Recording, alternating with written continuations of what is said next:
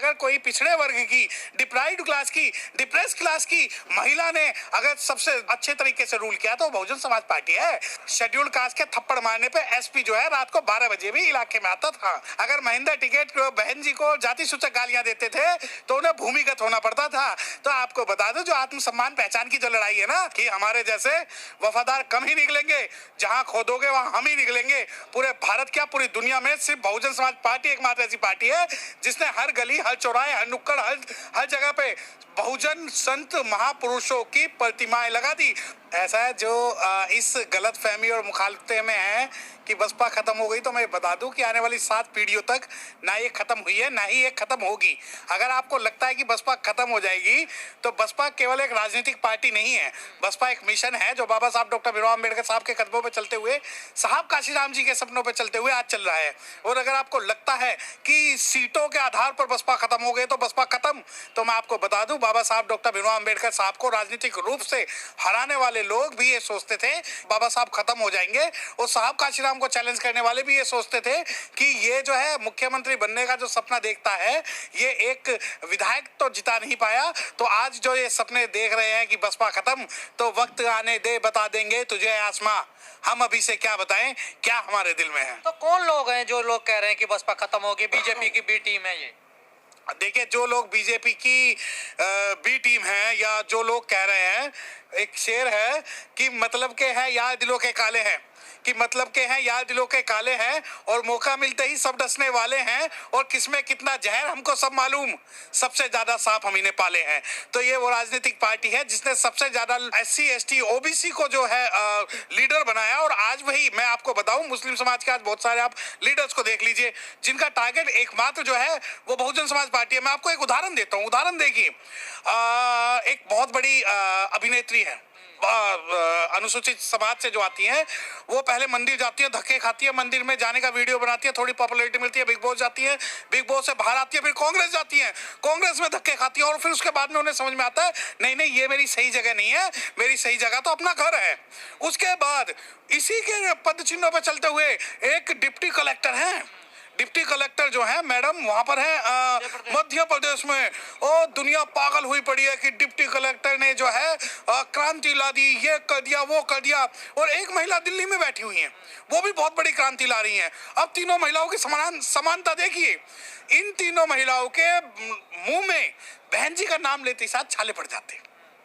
जब deputy collector की बात होती है तो वो पार्टी किस में जाती है, कांग्रेस पार्टी में जाती है। अर्चना गौतम है वो जाती है कांग्रेस में जाती है। क्यों भाई, आपको लगता है कि बहुजन समाज की जो बहन जी है, बहुजन समाज पार्टी की जो मुखिया, उसे अनदेखा करके आप अपनी राजनीति चमका सकते हो, तो भूल जाओ। क्योंकि मैं बता दूं, ये इसलिए नहीं कि मैं बहुजन समाज पार्टी की बात कर रहा हूं, तो आप लोग तो अंधभक्त हो ना, आप कुछ है थोड़ा ही बसपा में। देखिए आपको लगता है कि बसपा में नहीं है और हम अंधभक्त है, तो मैं आपको बता दूं कि बसपा के बिना बहुजन समाज का कोई अस्तित्व नहीं है। अगर आपको लगता है बसपा में नहीं है, हम हैं अंधभक्त, कहिए ना। अरे सारे बहुजन मिशन चला रहे हैं कांग्रेस में जाके, सपा में, बीजेपी। हाँ, तो मैं वही बात कर रहा हूँ ना आपको, बसपा तो जीरो पे है, क्या कारण है इंडिया और एनडीए में खलबली मची पड़ी है, और आपको लगा है कि वो सपा में जाके मिशन चला रहे हैं, बिल्कुल चला रहे हैं।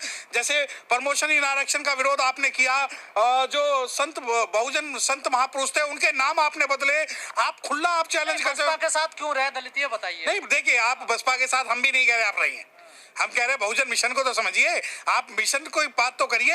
आप ये कहते हैं कि बसपा में कमियां, मुझे ये बता दो दुनिया की कौन सी पॉलिटिकल पार्टी ऐसी है जिसमें उतार चढ़ाव ना आता हो दुनिया के अंदर, पूरी दुनिया में। आप तो इंडिया की बात कर रहे हो, थोड़ा बाहर भी निकलो यहाँ से। पूरे दुनिया के अंदर अगर कोई पिछड़े वर्ग की, डिप्राइव्ड क्लास की, डिप्रेस क्लास की महिला ने अगर सबसे ज्यादा अच्छे तरीके से रूल किया तो बहुजन समाज पार्टी है। आप तो इंडिया को देखते हो, लोकतंत्र जो है शुरू हुआ था इंग्लैंड और यूरोप से, वहां भी इतनी जो ताकतवर है महिला नहीं मिल पाई, और आपको लगता है कि बसपा खत्म, और क्यों बसपा से जुड़े, तो भैया ऐसा है, शेड्यूल कास्ट के थप्पड़ मारने पे एसपी जो है रात को 12 बजे भी इलाके में आता था। अगर बहन जी को रीता बहुगुणा जोशी गाली देती थी तो उसे उत्तर प्रदेश छोड़ के भागना पड़ता था। अगर महिंद्रा टिकट बहन जी को जाति सूचक गालियां देते थे तो उन्हें भूमिगत होना पड़ता था। तो आपको बता दो, जो आत्मसम्मान पहचान की जो लड़ाई है ना, जब दिल्ली के अंदर आप घुसोगे, नोएडा में घुसोगे, तो लोग कहते हैं बहन जी ने हाथी बना दिए थोक में। लोग कहते हैं बहन जी ने हाथी बना दिए थोक में, तो मैं कहता हूँ या तो ये स्मारक बनाए बहन जी ने या बनाए सम्राट अशोक ने। और अगर इस भारत के अंदर सम्राट अशोक के बाद कि हमारे जैसे वफादार कम ही निकलेंगे, कि हमारे जैसे वफादार कम ही निकलेंगे, जहां खोदोगे वहां हम ही निकलेंगे।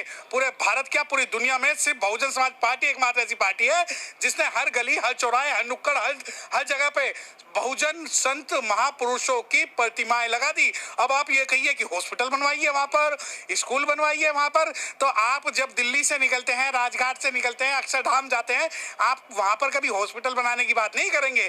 परंतु जो काम बहन जी ने कर दिया, बहुजन समाज पार्टी ने कर दिया। आप कह रहे हैं बहुत दलितों का सम्मान बीएसपी में है, तो क्या कांग्रेस में, बीजेपी में सम्मान नहीं है दलितों का? नहीं, बिल्कुल है, बिल्कुल बिल्कुल सम्मान है। सम्मान का जो वर्तमान लेटेस्ट उदाहरण है वो आप अर्चना गौतम के कांड से और डिप्टी कलेक्टर निशा बांगरे के कांड से समझिए ना। और अगर आपको ये नहीं पता, नहीं राजपाल का गौतम का आम आदमी पार्टी में सम्मान नहीं है। नहीं, देखिए वो आप आरएसएस की बात ना करें, पहले मैं कांग्रेस की आपसे बात कर लूं। तो आपकी जो मेमोरी और शार्प कीजिए कि बाबू जगजीवन राम जी जब प्रधानमंत्री बनने वाले थे तो उनके साथ क्या किया गया था। उसके बाद में दिल्ली के अंदर जब चौधरी प्रेम सिंह जो है कांग्रेस के कद्दावर लीडर थे, आज उन्हें खत्म कर दिया गया है। अब आपने एक नाम लिया कि क्या वो कद्दावर नेता नहीं है। अगर आप राजेंद्र पाल गौतम जी के व्यक्तिगत तौर पे बात करना चाहते हैं तो उनका सम्मान नहीं है आम आदमी पार्टी में। हाँ, सम्मान है ना, 22 प्रतिज्ञा कहने पर निकाल दिया गया। और उसके बाद ना तो उनके साथ किसी भी पार्टी के व्यक्ति ने इस्तीफा दिया, ना ही बहुजन समाज के जो मिशनरी अपने आप को मानते हैं उसने किसी ने भी इस्तीफा दिया। मुझे आप एक बात बता दो, पूरी दिल्ली के अंदर, पूरी आम आदमी पार्टी के अंदर किसी ने राजेंद्र पाल गौतम के अलावा, क्या राजेंद्र पाल गौतम के समर्थन में, 22 प्रतिज्ञाओं के समर्थन में आम आदमी पार्टी के किसी भी कार्यकर्ता ने क्या इस्तीफा दिया?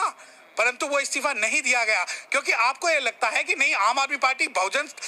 मैं दिल्ली की आपको बात करूं कि अगर जितना दिल्ली के अंदर अगर शेड्यूल कास्ट में सबसे ज्यादा किसी ने प्रत्यक्ष रूप से अत्याचार किया है तो ये आम आदमी पार्टी ने किया है। शेड्यूल कास्ट का स्पेशल कंपोनेंट प्लान का जो पैसा है वो स्पेशल कंपोनेंट प्लान का पैसा इन्होंने फ्री बिजली, फ्री पानी में लगा दिया। बच्चों की जो स्कॉलरशिप है शेड्यूल कास्ट बच्चों की, ये स्कॉलरशिप खा गए। बच्चों के जो सरकारी स्कूल है, एक स्कूल को डेंटिंग पेंटिंग करते हैं और 99% स्कूलों में से जो इन्होंने साइंस स्ट्रीम और कॉमर्स स्ट्रीम खत्म कर दी वो इसलिए की है ताकि डिप्राइव्ड क्लास और डिप्रेस क्लास की कम्युनिटी का जो बच्चा ना पढ़ सके। और आज जो अपने आप के पीछे जो बाबा साहब का फोटो लगाते हैं, 9 साल से सरकार चला रहे हैं, वो कह रहे हैं हम सच्चे अम्बेडकर वादी है। तो मैं एक बात बता दूं, अभी तक 14 अप्रैल की छुट्टी इन्होंने गजेटेड नहीं की है। और मेरा तो निवेदन भी था राजेंद्र पाल गौतम से, और अब मैं निवेदन करता हूं राजकुमार आनंद से कि आप ये कहते हो कि आप सबसे बड़े मिशनरी आदमी हो, तो हाथ जोड़ के निवेदन है कम से कम 14 अप्रैल को एक गजेटेड हॉलीडे तो आप डिक्लेयर करा दो। मैं बताऊं, अगर बसपा से आप तुलना करते हो ना, तो बसपा की तुलना इन जो छोटी मोटी ये पार्टियां, आपको लगता कांग्रेस जब से 1984 से बहुजन समाज पार्टी बनी है, तो बसपा की तुलना कौन कर रहा है? बसपा तो खत्म हो चुकी है। आपके सपनों में बसपा ऐसे ही आती रहेगी जैसे साहब का चिराम आते थे, भगवान बुद्ध आते थे, पैरियार आते थे, फूले आते थे, साहू जी महाराज आते थे, काशीराम साहब आते थे, ऐसी सपनों में आएगी। और मैं बता दूं कि अगर आपको लगता है कि हमारा शटर गिरना है तो मैं बता दूं कि राह के पत्थर को चकनाचूर होना चाहिए, कि राह के पत्थर को चकनाचूर होना चाहिए, वार हो भरपूर होना चाहिए। ये काफी नहीं है कि वो हमसे माफी मांग ले, ये काफी नहीं है, माफी मांग ले, उसे हमारे सामने मजबूर होना चाहिए। अगर 2024 में बसपा की सरकार आ गई ना तो देखना ये जितने भी बहुजन विरोधी हैं, अनुसूचित जाति विरोधी, अनुसूचित जनजाति विरोधी हैं, ये सभी जो है बहुजन समाज पार्टी के साथ आएंगे। और सरकार में कैसा हो, गठबंधन में तो जा नहीं रहे आप, डर के हमारा ईडी के सीबीआई के। तो आपको लगता है कि ईडी और सीबीआई से हम डरते हैं तो बंद कर लीजिए ना। आप ये कहते हैं कि गठबंधन में जाए, क्या कारण है कि इंडिया और एनडीए जो गठबंधन है, क्यों बसपा चिल्ला रहा है, क्यों बहन जी चिल्ला रहा है? जहां इंडिया कह रही है कि हम बी टीम है, वहीं एनडीए जो है वो अपने पास लाने को तैयार है। हमारी तो अहमियत आप भी कहने थोड़ा उद्धार हो जाएगा बसपा का अगर हमारे साथ। अरे हमें ऐसे उद्धार की जरूरत नहीं है। अगर हम बिक के राजनीति करना चाहते हैं तो रामविलास पासवान का उदाहरण देख लीजिए। जब आप रामविलास पासवान के साथ क्या हुआ, दिल्ली का बंगला जिस प्रकार खाली कराया गया है ना, बसपा के 2 बंगले हैं, 12 रकाबगंज रोड और दूसरा बंगला है, वहां पर आप जाके देख लीजिए कि क्या पहचान और क्या अस्मिता होती है। आप ये कहते हैं कि नहीं बसपा खत्म होने वाली है, तो ऐसा है 2024 बाकी है। और मैं बता दूं कि जितना पूरा इंडिया का वोट है उससे ज्यादा जो वोट बैंक है वो बहुजन समाज पार्टी के पास है।